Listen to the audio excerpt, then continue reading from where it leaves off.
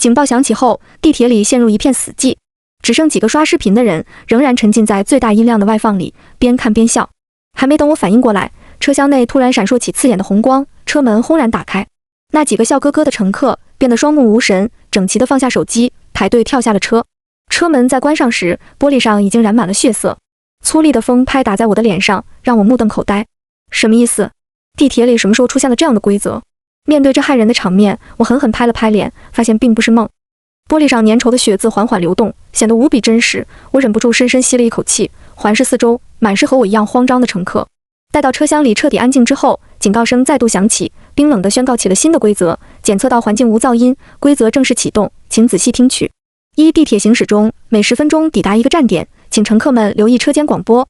二、每抵达一个站点，地铁开门，请勿在车厢内持续逗留，否则将会坠入车底，被碾为肉泥。三、本路线除起点和终点外，共有6个站点，每个站点都有各自的规则，请务必遵守。四、完成站点规则后，乘客方可安全回归车厢，前往下一站，严禁提前回归，否则后果自负。五、驶过6站之后，地铁抵达终点。六、唯有终点代表安全生还，若地铁行程全部结束后，仍留在某个站点或者车厢之内者，将被束缚在轨道上，碾成肉泥。注意，前方到站恶鬼桥。广播结束后，地铁停下，车门打开，一束泛绿的幽光照进车厢。虽然仍处在蒙圈的状态，但我还是赶紧跟着人群冲下了车。规则第2条，到站后严禁逗留。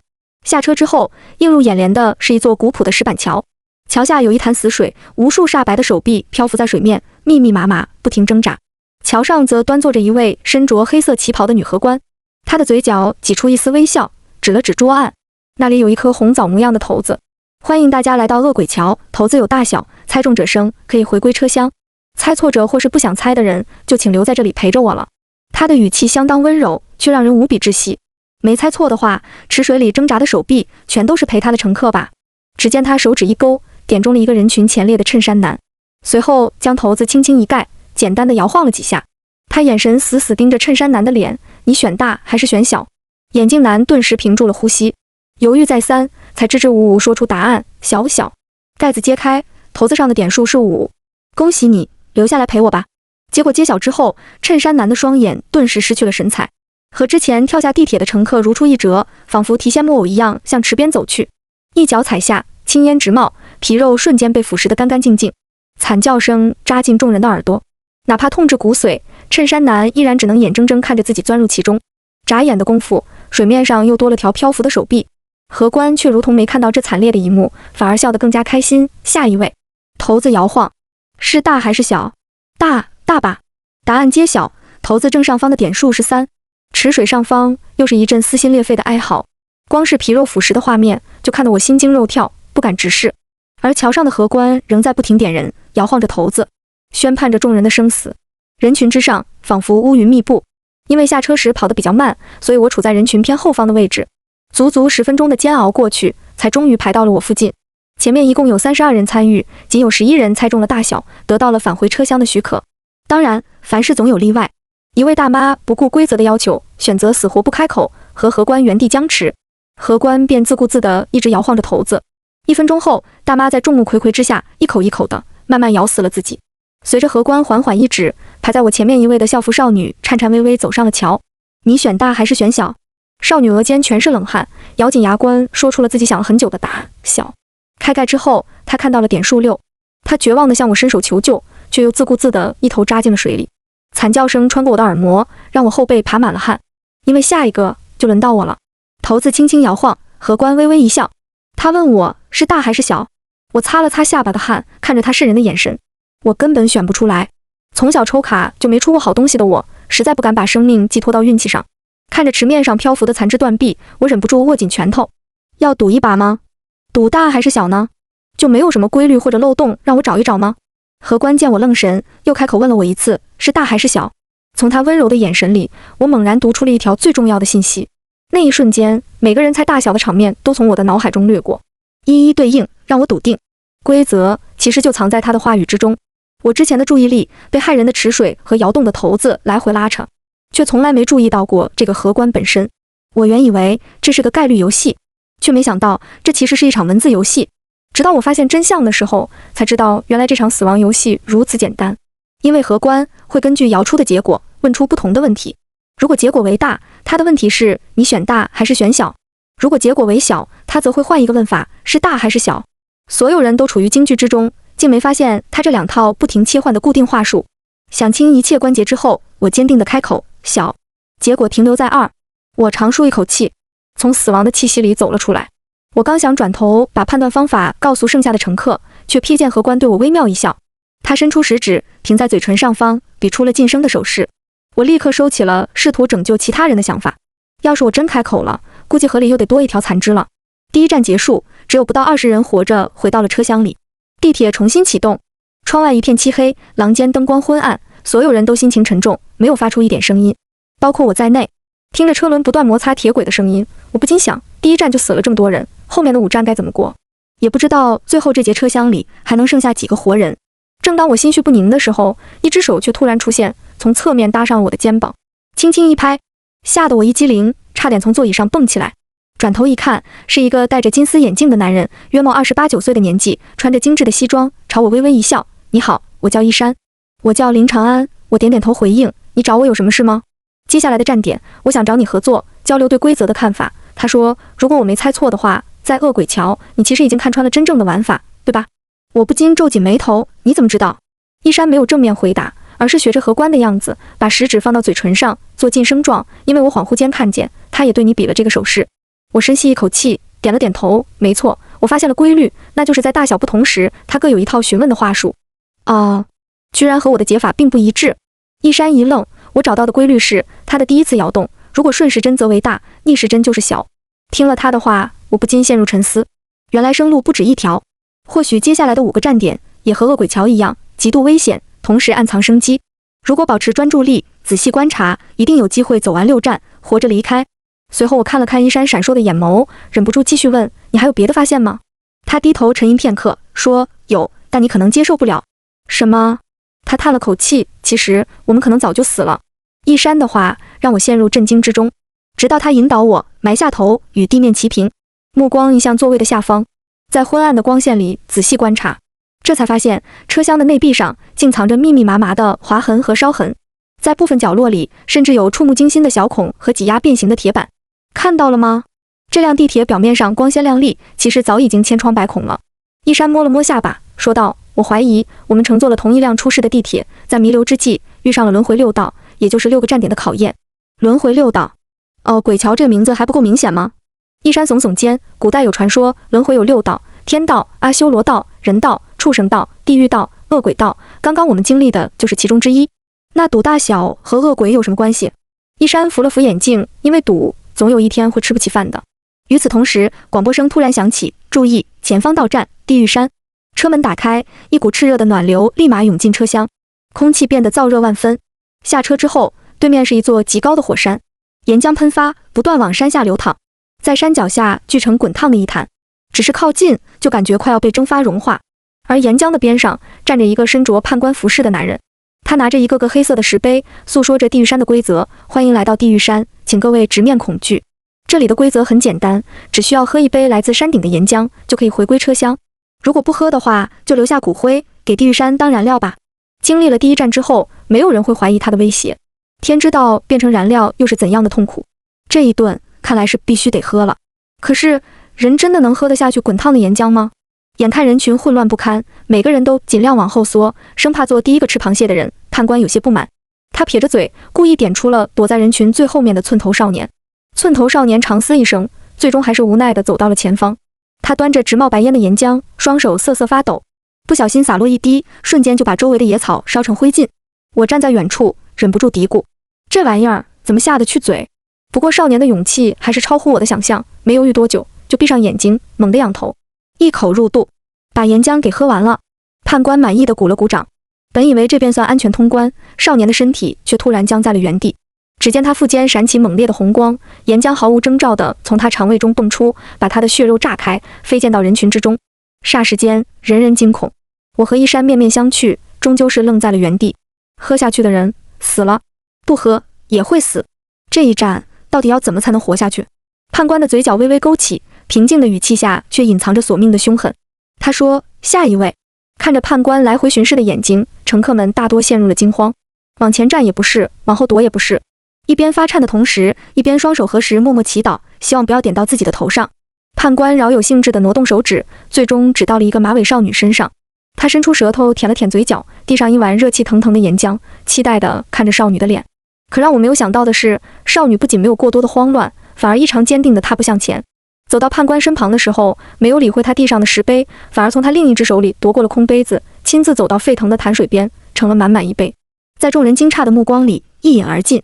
看着浑身冒烟的他，我皱紧了眉头。滚烫的岩浆令人生畏，象征着刻在人类骨子里的高温恐惧，能捏着鼻子往下喝已经很牛了，还有人敢主动去盛的，这是什么狠人？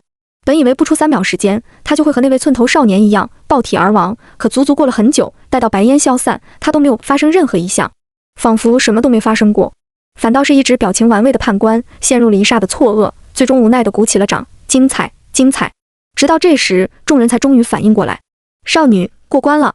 原来这就是地狱山的奥秘，既不能不喝岩浆，也不能喝判官递过来的，而是要自己亲手去盛上一杯。这个过关方法看得我目瞪口呆，不知道他到底是如何想到的。于是我看向旁边的一山，想问问他的看法，你知道这是什么原理吗？一山显然也在思考其中关节，正埋头沉吟。直到10几秒之后，一道光线从他的镜片边缘划过，他终于抬起了头，敲了敲手掌，原来如此。他转头看向我，问，你还记得地狱山规则的第1句话吗？我回忆了一下判官的说辞，只需要喝一杯来自山顶的岩浆，就可以回归车厢。不，前面那句，他摇了摇头，请各位直面恐惧。其实从这里开始，就已经是规则的一部分了。直面恐惧，没错，他指了指判官的位置，炽热的岩浆就是我们恐惧的来源，只有主动去喝下它，才算是直面恐惧。而从判官手里接过来的，只能算被动的妥协。看着扑面而来的热气，我终于恍然大悟，有了少女的示范，后面的人通关就容易了许多。除了一个人因为只装了半杯，被判官推进了岩浆里，其他人全都顺利生还。在判官的叹息声中，一起返回了车厢。这次我特意数了数，地铁内还剩下16人。经历了2站的惊心动魄，不少人都身心俱疲，一回来就靠着玻璃缓解压力。车厢内一片沉默，笼罩着沉重的氛围，只有一山依然活跃。没错，他又拉着我，把上一轮的说辞原封不动地讲给了在地狱山出彩的马尾少女，3下5除2就把他顺利拉入了我们的团队。让我不得不怀疑，这哥们之前会不会是搞诈骗的？怎么这么擅长拉人入伙？而这时我也终于知道了少女的名字，江子玉。注意，前方到站蛟龙台。短暂行驶后，地铁再度停下，大门打开。这一站的名字显然是对应了轮回6道里的畜生道。还未出门，就能闻到一股刺鼻的腥味扑面而来，仿佛到了空气潮冷的海边。阴风偶尔吹过，惹起一手的鸡皮疙瘩。门外有一条巨蟒般的庞然大物，头顶长着修长的鹿角，身躯足有40-50米长，紧闭双眼，蜿蜒在地，既像蛇，又像是神话传说中的龙。而他的身旁站着一个绿裙的女人。看到我们悉数下车，他摸了摸巨型生物的鳞片，讲述起此地的规则。欢迎来到第3站蛟龙台。如你们所见，我养了一条蛟龙，他平日里最喜欢的零嘴就是活人。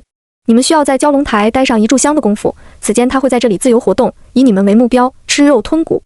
1炷香之后，没有被他吃下肚子的幸存者就可以离开此地，前往下一站。说罢，女人从背后拿出一尊金色香炉，流出淡淡白烟。蛟龙双目一睁，露出2只火热的瞳子。还没等我们仔细琢磨女人讲述的规则，蛟龙便已经开始了行动。它虽身长40-50米，看起来相当笨重，却有着快如闪电的速度。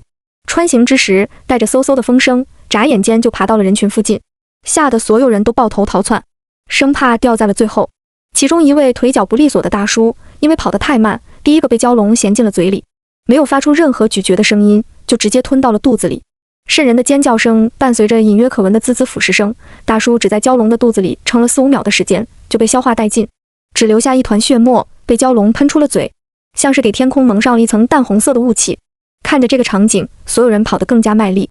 可蛟龙台的面积并不算大，而且没有任何遮掩身形的物体，空空旷旷，压根没给多少逃跑的余地。不管怎么跑，也只能是在同一个地方打转而已。蛟龙的身影四处腾挪，每每只需要一口，就能吃下一整个人。看着空气中的红雾越来越浓，慌张感挤满了我的脑子。以前从没感觉1炷香有这么漫长过，该怎么办？破解方法是什么？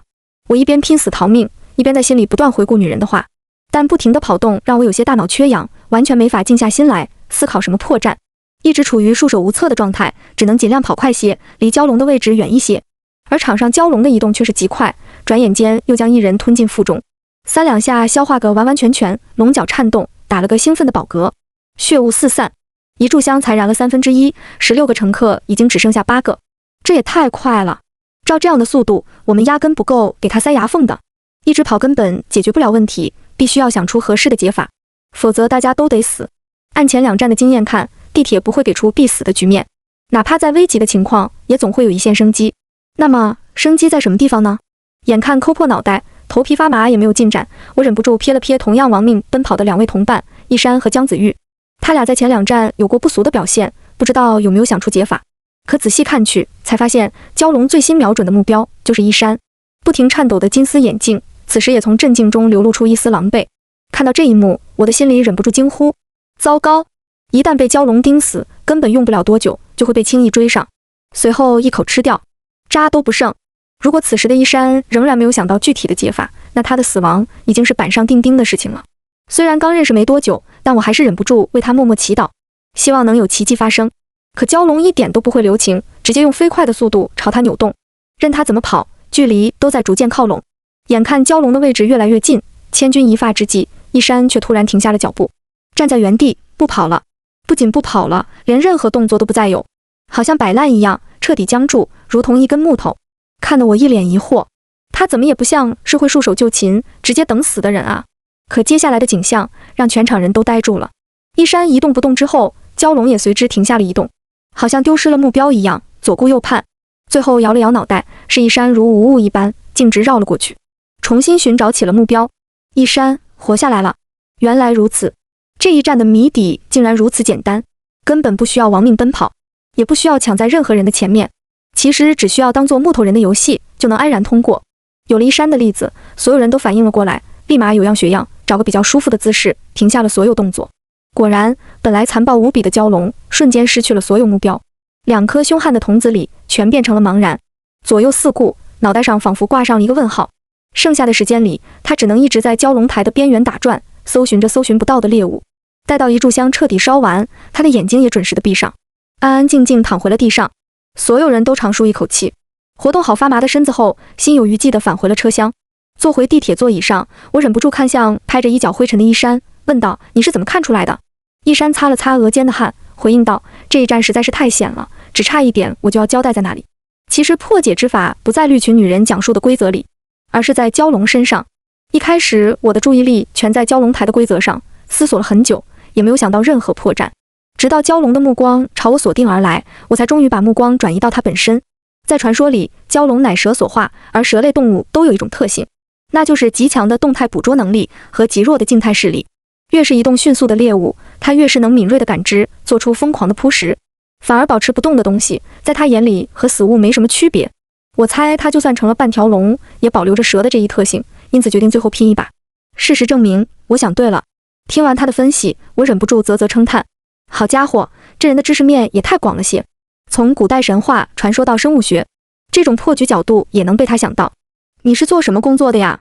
他扶了扶金丝眼镜，普普通通的大学副教授而已。看着他一点不显老的面孔，我只好耸了耸肩，行吧，你也是重新定义普普通通了。话音刚落，地铁的广播再度响起，注意，前方到站人间巷，第4站来了。这一次车门外的场景不再是诡异至极，没有阴森的池水，没有沸腾的岩浆，更没有恐怖的蛟龙，只有一条普普通通的小巷子。巷子中央有一把椅子，上面端坐着一位白发老人。见我们都下了车，老人兴冲冲地从椅子上站起身来，轻咳一声，交代规则：欢迎来到人间巷，真正的魔鬼或许就藏在人间。各位应该不知道，地铁中有这么一类工作人员，最喜欢混进人群之中，表演受害乘客。你们的任务是找到他。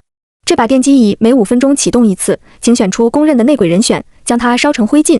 每次电击结束，我会告诉你们此人是否为真正的内鬼。真相大白之后，各位便能安然返还车厢，前往下一站。此话一出，我们每个人都不禁看向身旁的其他人。8个幸存者里，竟然还混进了一个地铁的内部人员。霎时之间，空气中的氛围变得焦灼又紧张，每个人都忍不住长嘶了一声。尤其是我，此时已经拧紧了脸，死死盯着紧靠在我身旁的一山。他也太符合内鬼的形象了，知识面广，能用各种思路破除迷局。所有人都没注意的车厢划痕，也是由他发现的。遇事冷静，在所有人都慌乱沉默的时候，只有他到处拉拢观察力强的乘客，组成团队。真说起来，我们都是被命运和规则摆弄的人，只有他像是个闯关的玩家一样。要是没有交代内鬼之处，我只当他是个知识渊博的精英人士。但老人一说出关于内鬼的规则，我瞬间觉得全和他对应上了。一山或许也注意到了我的表情，此时赶忙冲我摆手：“咱们一起度过3个生死难关了，你不会怀疑我吧？”我沉吟片刻，给了个比较体面的解释，毕竟这里一共就8个人，当然是每个人都要怀疑一下才行。他叹了口气，从兜里掏出了一张工作证，上面赫然写着江城大学副教授一山。这时一旁的江子玉也忍不住靠过来凑热闹，可是这也证明不了什么，谁说内鬼不能提前伪造一份身份证明呢？面临着我们俩的双重怀疑，一山显然有些难顶，他不停地揉着太阳穴，想了许久，他才终于给出了新的解释：如果我真是内鬼，我肯定会默不作声地混过每一关，尽量隐藏在人群里，以免被人发现，以增加这一关的胜算，对不对？我和江子玉点了点头，确实是这么个道理。他紧接着说道：但是你们看看我，不仅破解了2关的迷局，还找你俩宣扬轮回考验的说法，商量着过关的办法，简直不能再高调了。真正的内鬼在知道每一个关卡的情况下，怎么可能干出这种显眼包的蠢事？江子玉抿了抿嘴，问：那万一你偏就是显眼包呢？一山，场面一度陷入了尴尬的沉默。但我仔细思考之后，觉得一山说的也不无道理。地铁站设置的关卡一直都是难度不低的，需要找到不同的角度，仔细揣摩，才能破开谜题，逃出升天。要真是这么轻松就把最显眼的内鬼抓出来了，这关未免也太儿戏了些。所以我的思绪又略微摇摆到了他不是内鬼那边，处于怀疑与不怀疑的叠加态。可是假如他不是内鬼的话，人群中谁又是内鬼最可能的人选呢？在紧张的氛围里，时间过得飞快。当老人提出已经走过4分钟的时候，场面依然还处于大片的沉默中，没人能站出来提出强有力的推测。毕竟坐上电击椅就一定会被烧成灰烬，我可不敢轻易下定论，就把人送上这样的处刑架。眼看时间就要结束，终于有一个人站了出来。他身穿黑衣，捋了捋一头长发，润了润嗓子，走到人群中央，说道：各位，既然无人发言，那就由我来做这个破局者吧。随后他掏出一张侦探工作证，鄙人不才，从事着私家侦探的工作，擅长推理。侦探，居然冒出来一个专业对口的人士，这也太巧了吧。那你说说看，内鬼是谁？侦探轻轻拉拽衣领，手指一伸，指向了一直站在比较边缘位置的一位秃顶大哥。我们要找的内鬼就是他。顺着他的手指看去，我只觉得这个秃顶大哥普普通通，没有任何特别之处，一路过来完全没留下任何印象。于是我忍不住问，为什么是他？侦探轻咳一声，回道：你们要相信一个侦探的业务能力。我从第一站开始就在观察你们每一个人的行为，我知道你们有些人可能会怀疑那个戴着眼镜的男人，他的表现非常亮眼，就像是提前知道了地铁的运行规则一样。但根据我的观察，他在每一站里眼神都在不停向上瞟，那是思考的标志。微表情是很难骗人的，所以我断定他对于这般神秘地铁的一切都并不知情，而是极其擅长思考，每时每刻都处在逻辑的揣测中。反观这位大哥，看似平平无奇，没有被推举出来的理由，但只有我注意到了，他一路沉默寡言，几乎没和任何人产生交流，目光也一直都非常呆滞，一回到车厢就开始眯眼睡觉，这哪像是能活过3站的样子。但他偏偏就成为了幸存的8人之一，走过了一半的难关，所以我断定他就是那个隐藏颇深的内鬼。听完侦探一连串的推理，场中甚至有人鼓起了掌，我也忍不住频频点头。别说，还真挺有道理的。我转头看向一山和江子玉，他们也都点了点头。不得不承认，在信息量如此有限的情况下，他确实观察得不错，起码我没法反驳。因为时间即将到达5分钟，没等那位慵懒的秃顶大哥辩驳，就有2人急忙把他拉上了电击椅，死死按在上面。时间紧迫，在侦探如此缜密的发言面前，没人想去听大哥慢吞吞的解释。时间抵达之后，电机椅上冒出刺眼的紫色电光，甚至蹦出了阵阵火花。老人说的没错，没几秒的功夫，秃顶大哥就被烧成了灰烬。这场面看得我皱紧眉头，无法直视，也太残忍了。电击结束之后，老人对着我们微微一笑，说出了答案：抱歉，此人是真正的乘客，并非内鬼，请各位继续寻找。此话一出，在场人全都当场愣住。本来信心满满的侦探，此时仿佛遭受了天大的打击，如同蔫了的茄子，险些瘫倒在地。一时之间，剩下的7人陷入了窒息的沉默中。直到第2个5分钟即将到来，老人指着电击椅的位置，请尽快推举第2轮的人选。眼看迟迟没有答案，有人把目光看向了挫败的侦探。各位，我叫张明，是各类推理桌游的老玩家。按照我们的规矩，第1轮里跳出来指认内鬼出错的人，在第2轮是嫌疑最大的。此话一出，其余人都纷纷看向了他与侦探。于是他继续说道：如果确实找不出什么线索，我建议这一轮让侦探来接受电击。眼看时间将至，有人跟着他附和起来。没错，既然敢在第一轮的时候强行点身份，那就要做好承担责任的心理准备。随后不等我们其他人的反应，他们俩便联起手来，把侦探直接拉到了电机椅旁边，踩着时间线让他坐稳在上面。电流声滋滋作响，把侦探也烧成了灰。老人的话术依然如旧，抱歉，此人是真正的乘客，并非内鬼，请各位继续寻找。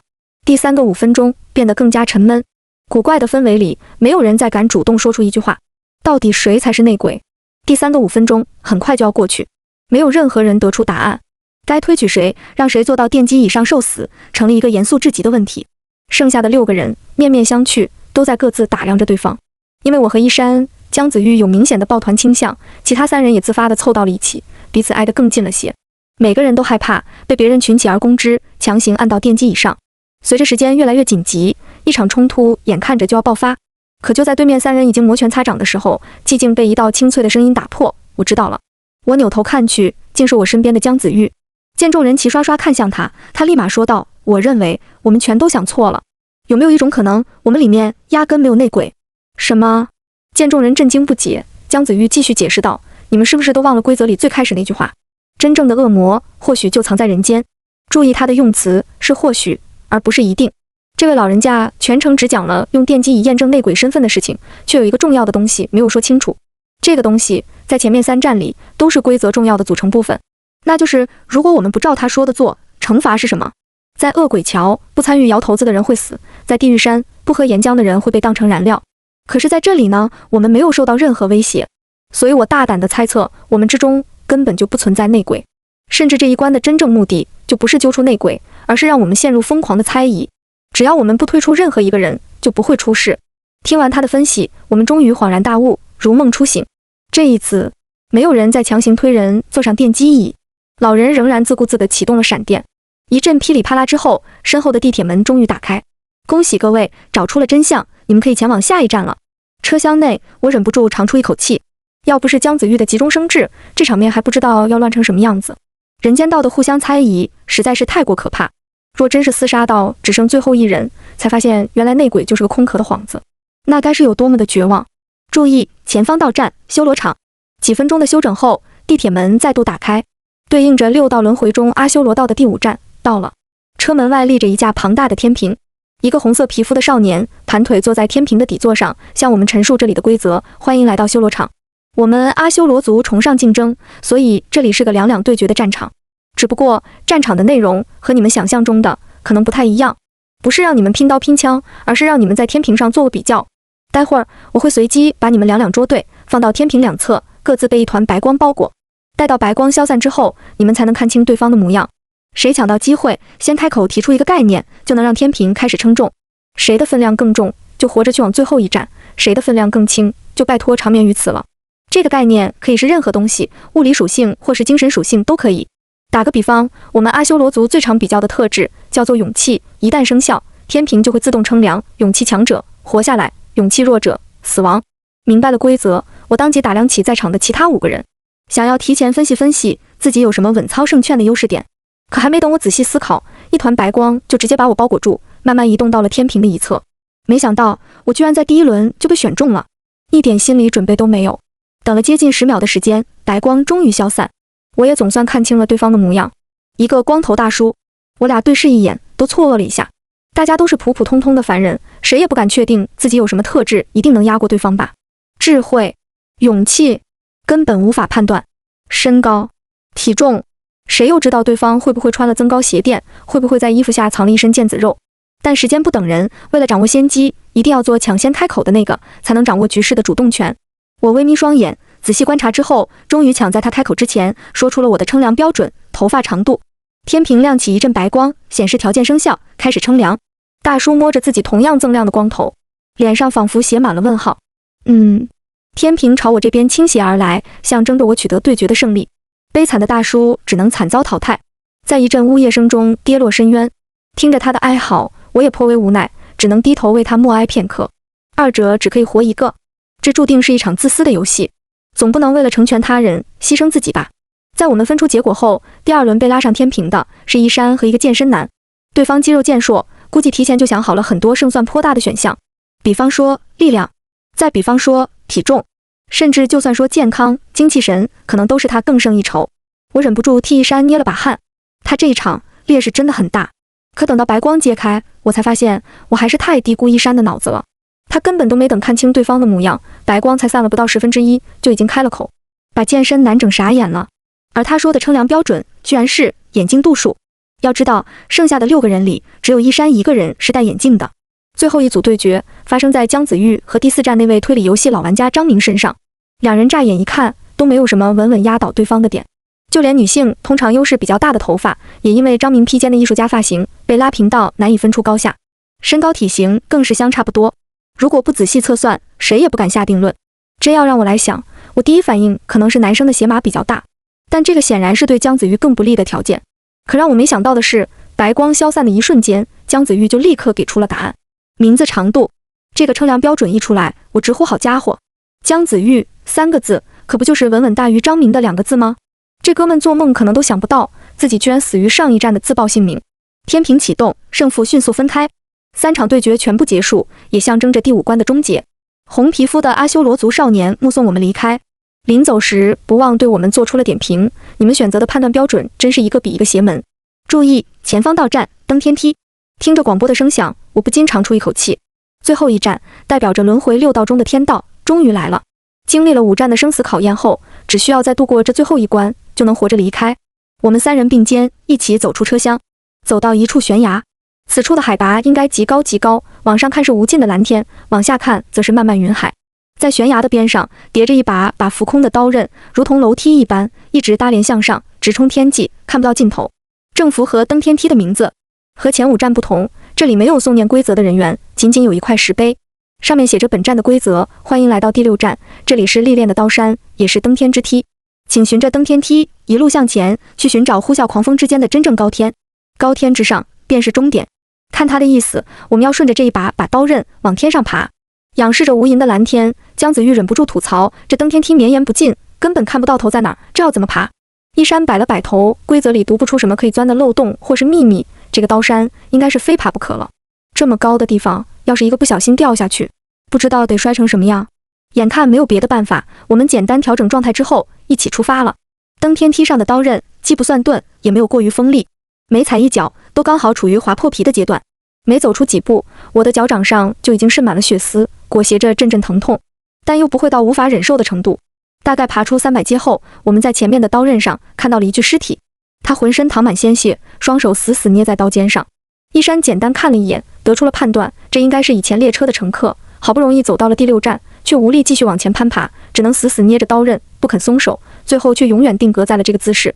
我也忍不住叹了口气，这条路恐怕比想象中还要难走得多。而走在最前面的姜子玉此时却捂住了嘴巴，双手略有些发颤，指向了头顶的远方：你们快看！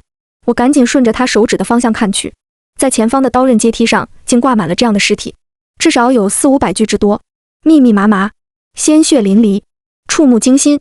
而且更让人绝望的是，在我们看不清的更远处，还有着不少间杂着血红色的黑点。如果没猜错的话，恐怕也是这样挂历而死的人。天哪，这里到底死了多少人？我咽了口唾沫，看着无穷无尽的天空，手脚传来一股无力感。